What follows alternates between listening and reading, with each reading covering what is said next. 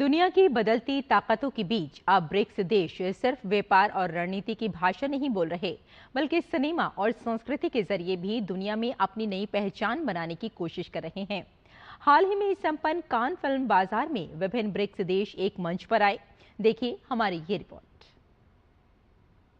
Brazil, Bharat, रूस, चीन, Spain और दक्षिण अफ्रीका का ये मंच अब ब्रिक्स प्लस के रूप में दुनिया के बड़े सांस्कृतिक और क्रिएटिव नेटवर्क में बदलता दिखाई दे रहा है। इसी सोच के साथ ब्रिक्स फिल्म फेस्टिवल, को प्रोडक्शन इनिशिएटिव्स और स्टूडेंट फिल्म कोलैबोरेशंस जैसे मंच तैयार किए जा रहे हैं, ताकि ग्लोबल साउथ की आवाज हॉलीवुड के प्रभुत्व से बाहर निकलकर दुनिया तक पहुंच सके। ब्राजील से मिस्र तक, भारत से रूस तक, अब सिनेमा कल्चरल डिप्लोमेसी और सॉफ्ट पावर का एक हथियार बनता दिखाई दे रहा है। सिनेमा, जो कभी सिर्फ मनोरंजन का माध्यम माना जाता था, अब कल्चरल डिप्लोमेसी और ग्लोबल इन्फ्लुएंस का नया आयाम बनता दिखाई दे रहा है। आज भारत, ब्राजील, रूस, चीन और दक्षिण अफ्रीका समेत ब्रिक्स देश अब एक साझा फिल्म इकोसिस्टम तैयार करने की दिशा में आगे बढ़ रहे हैं।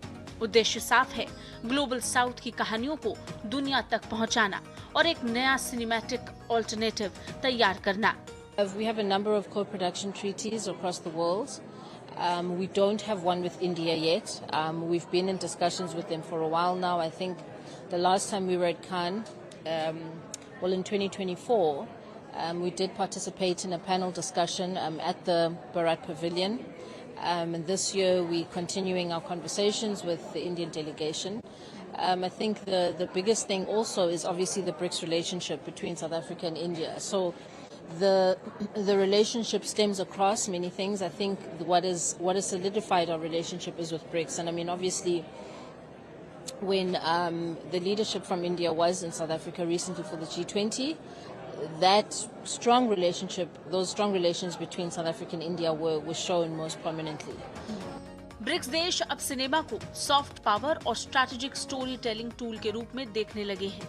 इसलिए ब्रिक्स देशों के बीच को प्रोडक्शन, टैलेंट एक्सचेंज और कोलैबोरेटिव स्टोरी टेलिंग पर जोर बढ़ रहा है, ताकि सदस्य देशों के बीच कम समय में संयुक्त फिल्म निर्माण हो सके और अलग अलग संस्कृतियों और समाज की कहानियां एक साझा मंच पर सामने आ सकें।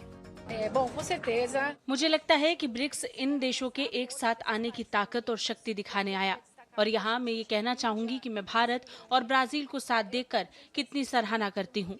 एसकेसिनी के अध्यक्ष के तौर पर मैं वाकई भारत और ब्राजील के बीच को प्रोडक्शन को और करीब लाने की कोशिश कर रही हूँ, और मैं चाहती हूँ कि भारत का प्रोडक्शन ब्राजील में, खासकर साओ पाउलो शहर में बेहतर तरीके से जाना जाए। मुझे लगता है कि साओ पाउलो में भारत के साथ बहुत कुछ समान है।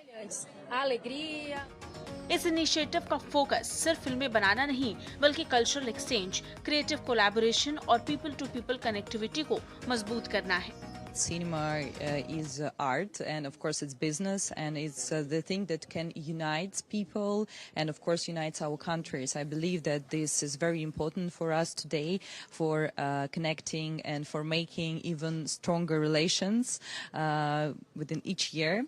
And as for the collaboration, I also can say that recently a lot of Indian films are being broadcasted in Russia, and so there are a lot of Indian really good films on Russian film festivals and Moscow film festivals, and I really appreciate watching them, meeting colleagues from India. And as for the Russian content, I can also say that some of our films are being broadcasted in India. विशेषज्ञ मानते हैं कि Bharat, Brazil, रूस और दक्षिण Africa जैसे देशों के पास अपनी अपनी मजबूत सिनेमैटिक आइडेंटिटीज हैं, जिन्हें एक साझा ग्लोबल प्लेटफॉर्म पर लाया जा सकता है। यानी कि अब ब्रिक्स सिर्फ ट्रेड कॉरिडोर नहीं, बल्कि कल्चरल कॉरिडोर भी बनना चाहता है। भारत, जहां हर साल हजारों फिल्में बनती हैं, इस नए कल्चरल इकोसिस्टम में एक बड़ी भूमिका निभा सकता है, क्योंकि आने वाले समय में ग्लोबल इन्फ्लुएंस सिर्फ आर्थिक ताकत तय नहीं करेंगे, बल्कि इस बात से भी तय होगा कि दुनिया किसकी कहानियां देख रही है और किसकी संस्कृति दुनिया की इमेजिनेशन को शेप कर रही है।